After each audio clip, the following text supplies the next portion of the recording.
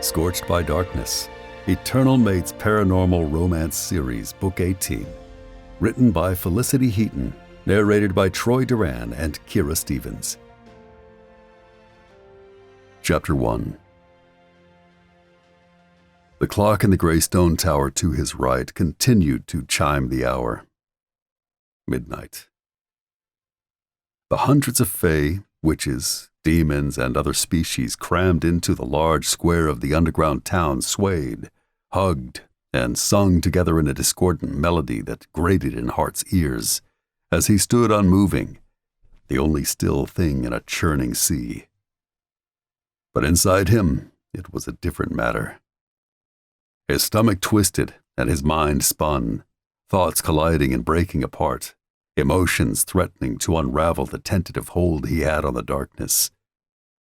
It lurked, waiting in the deepest recesses of his soul, a creeping and malevolent thing that hunted for a weakness in him, the tiniest fissure in his will that it could slip its claws into and rip wide open. He lifted his left hand and absently rubbed the spot over his sternum as acid filled the scraped-out and raw abyss where his heart should have been. He had been a fool again. Hartt tried not to think about it as he stood there in the square, his back to one of the towering 3-story gray stone buildings that enclosed it on all sides. He tried not to think about her, or the death wish he had. He must have one, since he had just come close to stepping into Underworld, a nightclub in London, to speak with his ex. If he could call her an ex. Iolanthe had stood him up on their wedding day, had left him waiting at the grand celebration his family had put together, looking like a fool. The rubbing grew harder as the empty pit ached, his heart attempting to resurrect itself. The temptation to call on his armor was strong.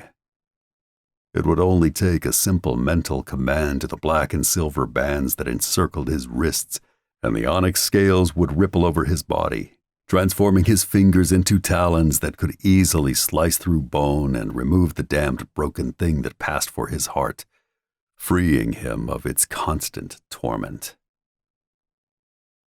He had been free. For centuries he hadn't thought about her. He had moved on with his life, had stepped off the route that had been laid before him by their parents and trod his own path in the world. And he had been happy. He had a friend who was like a brother to him, had founded an assassin guild that had a fearsome reputation and was undeniably the best one in hell. And he had more coin than he could ever need. He wasn't short on females either. If the mood struck him, he only had to take a walk through the town that had sprung up around his guild and take his pick of the females who lived in it. He had been happy. And then Harbin, a snow leopard shifter who was more like a friend than an employee, had done something reckless in the mortal realm. And his world had collided with Iolanthe's again.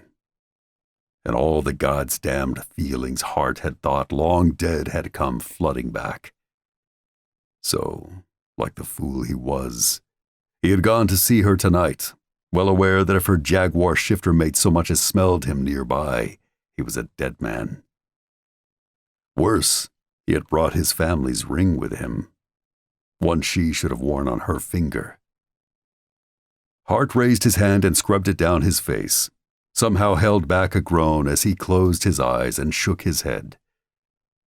What the hell was wrong with him? He blamed Fury. His brother not by blood was settling into his new life with his fated female, Shia, a happy ending that the elf deserved after everything he had been through. Not only that, but Harbin was happily mated too.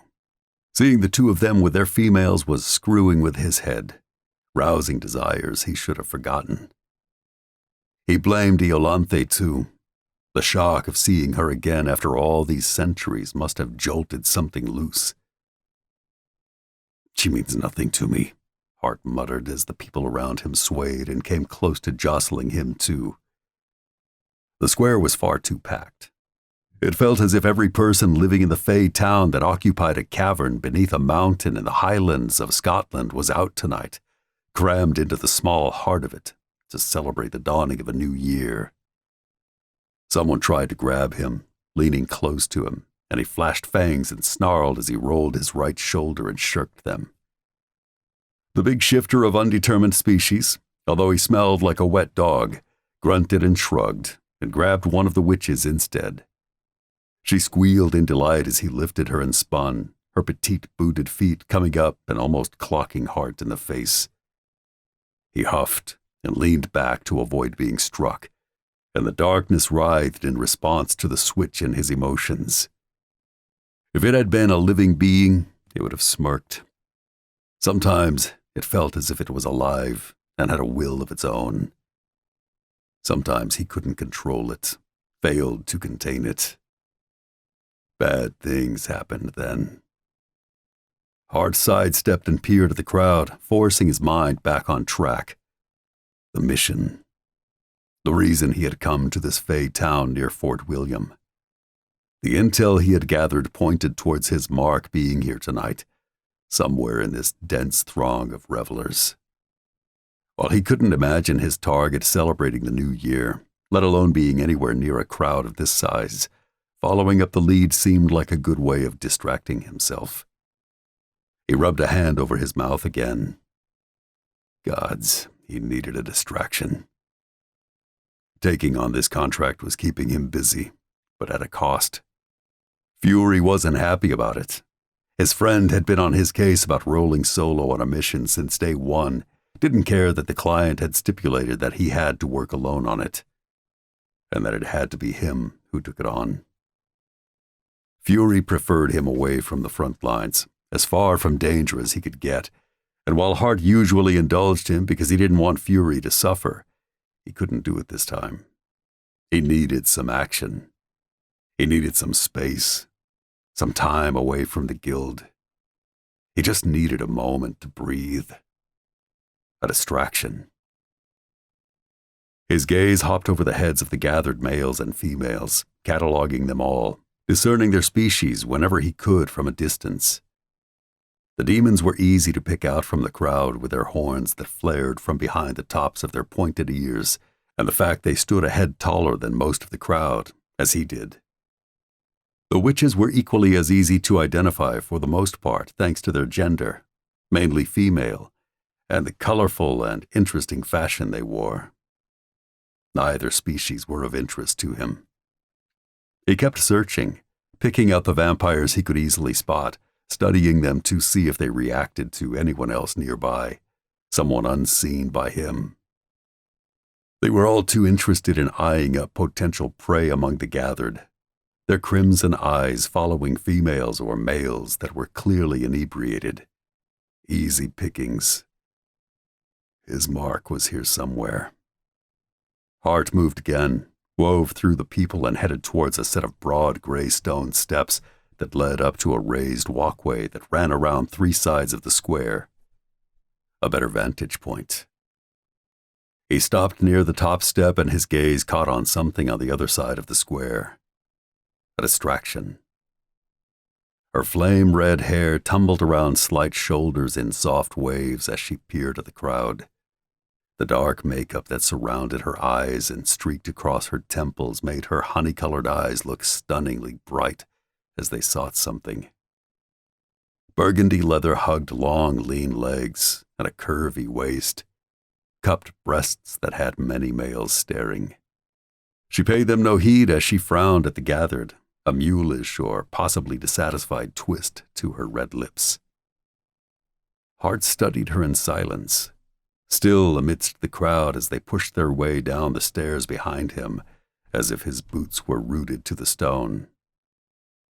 She was unmoving too, her amber gaze serenely taking in her surroundings, charting everything. His black eyebrows pinched hard as she was forced to take a step back, and then turned, drifting down into the crowd in the middle of a group of demons. He canted his head, curious now as he tracked her through the crowd, as she emerged from the trio of demons and left them behind, She slipped through a gaggle of witches and twittering succubi and stopped at the far end of the square, closer to the clock tower. The crowd was thicker there, stealing her from view. He growled as he lost sight of her as a large group of males pushed their way deeper into the busy square from the avenue that led to the northern section of the town. Shifters of some sort, if he had to guess. They jostled and jabbed at each other, grinned and whistled at several females, gaining scowls from some and sultry smiles and interested looks from others. Hartt focused and teleported, landing on one of the roofs of the tall, dark, gray stone buildings. The tight feeling in his breast loosened as he spotted the redhead again, and he didn't try to decipher the reason why he had felt compelled to keep track of her, why he had felt a strange, almost desperate need to see her again.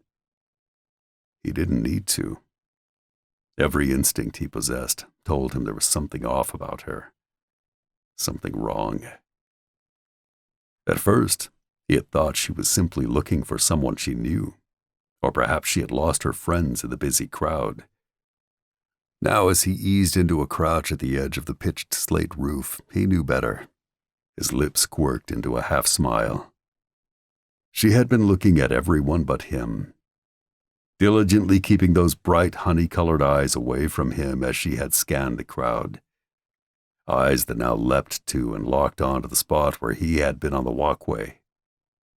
A little frown creased her brow as she stared at it, and then her gaze was moving, roving over the crowd as that scowl intensified, seeking him.